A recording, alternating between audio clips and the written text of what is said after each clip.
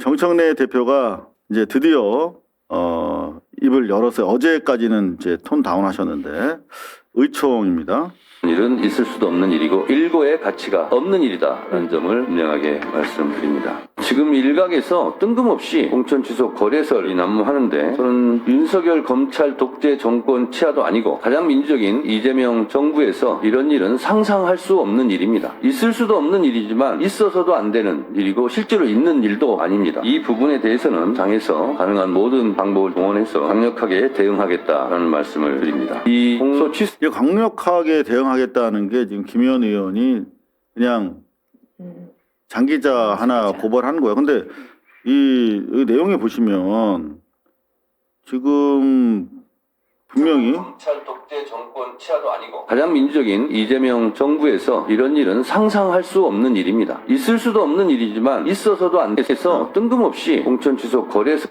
일각에서 뜬금없이 거래설이 난무한 게 아니라 일각이 아니라 뉴스공장에서 거래설이 나온 거죠.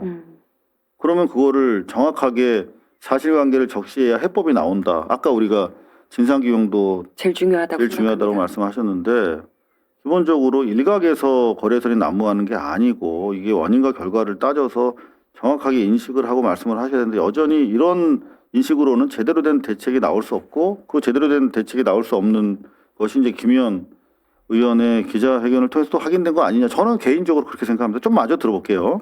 이건 뭐 비겁. 지금 일각에서 뜬금없이 공천 취소 거래설이 난무하는데 저는 윤석열 검찰 독재 정권 치하도 아니고 가장 민주적인 이재명 정부에서 이런 일은 상상할 수 없는 일입니다. 있을 수도 없는 일이지만 있어서도 안 되는 일이고 실제로 있는 일도 아닙니다. 이 부분에 대해서는 당에서 가능한 모든 방법을 동원해서 강력하게 대응하겠다라는 말씀을 드립니다. 이 공소 취소는 거래로 될 일도 아니고 그렇게 해서도 안 됩니다. 우리는 합법적인 방법으로 국정조사와 특검으로 윤석열 정권 하에서 벌어졌던 조작 기소가 사실로 드러나면 그에 상응한 조치와 대가를 치르게 할 것입니다. 우리 의원님들께서도 상당히 분노하시고 규탄의 말씀도 많이 해주시는데 이런 말도 되지도 않는 설로 정치 공세를 치고 있는 국민의힘이라면 그 또한 단호하게 대처하겠다라는 말씀을 드리고 그런 일은 있을 수도 없는 일이고 일고의 가치가 없는 일이다라는 점을 분명하게 말씀드립니다. 지금 일각에서 뜬금없이 자, 기본적으로 이게 좀 더 대응이 빨랐다면 내란당이 이렇게 치고 들어올 거리가 없을 수도 있었어요, 사실은. 그러니까 사실은 김의원 의원이 오늘 같은 얘기를 어제 했었어야죠. 그렇죠. 예. 그러니까 오늘 이제 일단 정리를 해봤더니 법적으로 검토를 해봤는데 이제 김어준 씨나 이제 방송사를 바로 이제 하기는 조금 법적 조치하기 좀 어렵고 그래서 장인수 전 MBC 기자에게 고발 조치를 하면서 뭐라고 했냐면은 이 허위사실에 대한 명예훼손인데 그럼 누구에 대한 거냐? 그건 정성호 장관에 대한 명예훼손이라는 거잖아요. 그렇죠. 예. 근데 김의원 의원의 어제 뉴데일리에 해명한 거에 따르면은 그 말 그대로 보면 여전히 정성호 장관이라고 특정되지 않았어요. 상황이 바뀐 건 없잖아요. 그 당시 처음 발언 나왔을 때 우리 모두가 소거법으로 계산을 해보니까 지휘할 수 있어? 그리고 고위 공직자고 대통령 측근이야? 근데 고위 검사들과 함께 메시지를 보냈어? 그건 정성호 법무장 말고 없다는 건데. 그리고 정성호 장관 본인이 얘기를 하긴 했지만 사실 뭔가 특정됐다고 한다면은 그럼 장인수 전 기자가 사실 그거 정성호 장관에 대해서 했던 얘기가 맞다 라고 인정을 한 것도 아니고 그렇잖아요. 결국 특정해야 되는 상황은 바뀌지 않았는데 지지자들이 굉장히 좀 분개하고 있고 여론도 좋지 않고 특히 민주당 의원 다수들이 적극적으로 지금 이 문제 비판하고 있으니까 누가 봐요. 그 진심이 어쨌든지 간에 누가 보더라도 되게 뒤늦게 등 떠밀려 갖고 대응했구나라는 그림이 이미 만들어진 거잖아요. 그러니까 지금은 무슨 얘기를 하더라도 결국 최민희 과방위원장이나 김현희 의원이나 지금 다 등 떠밀려 갖고 하는구나.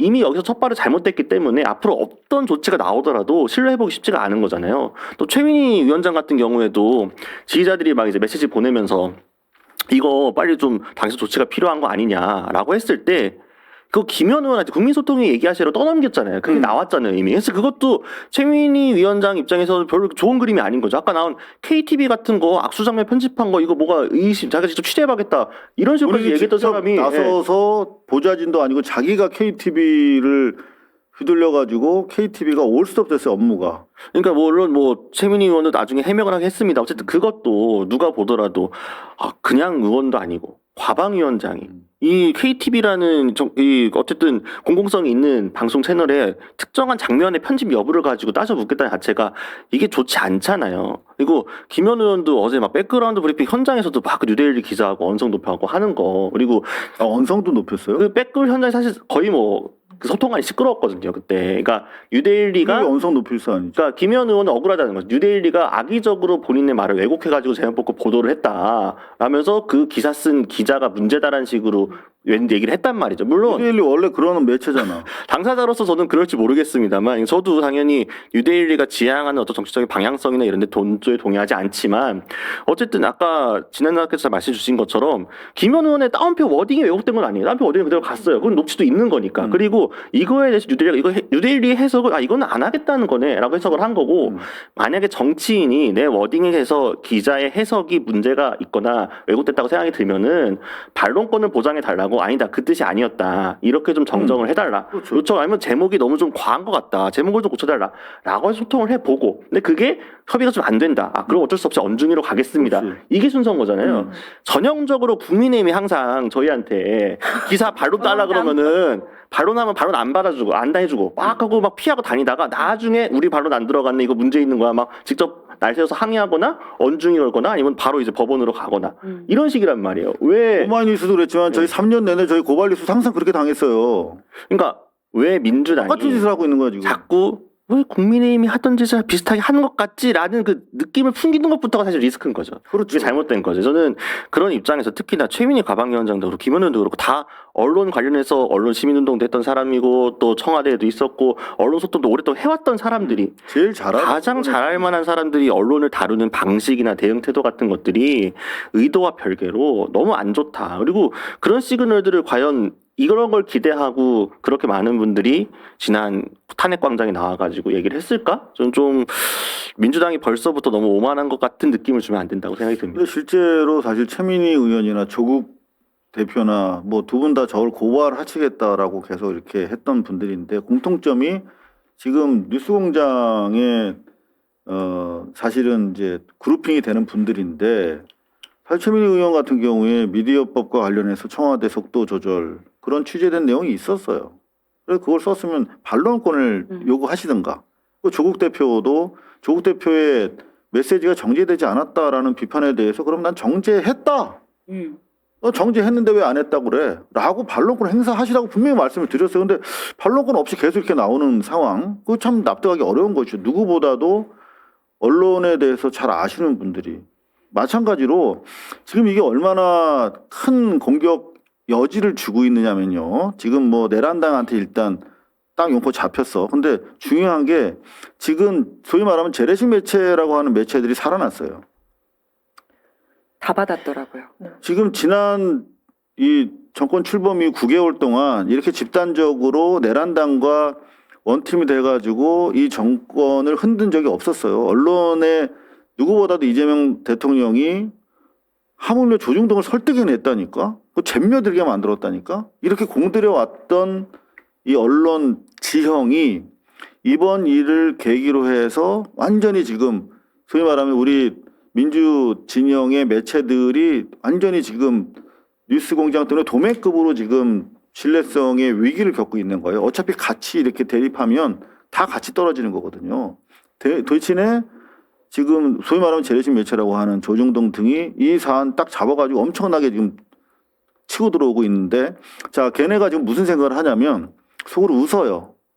왜냐하면 여태까지 대통령은 부동산 개혁 과정에서 뭐 매일경제든 MBN이든 뭐 이런 매체들이 기사 잘못 쓴 거는 계속 지적해 주셨어.